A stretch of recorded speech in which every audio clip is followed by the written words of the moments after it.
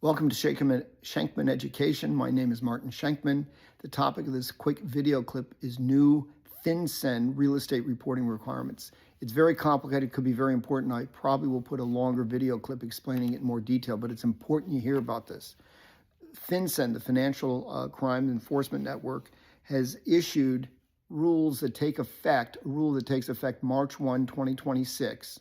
So it's already happened, where you must report certain real estate transfers that are made to trusts or entities.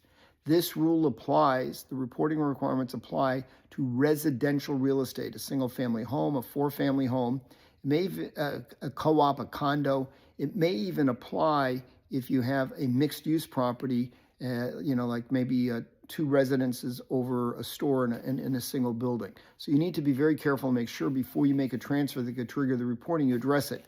The reports are due within, and this is illustrative of how ridiculously complicated the rules were written, the later of 30 days or the end of the month following the transfer. So it could be a 30 to 60 day reporting window.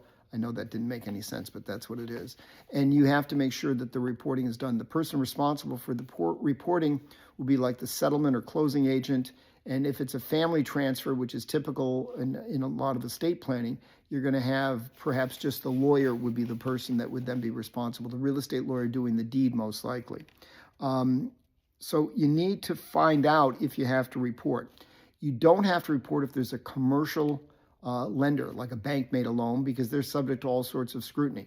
The government is trying to find where people have used real estate transfers, especially into opaque entities or trusts, to avoid government reporting or for money laundering, really.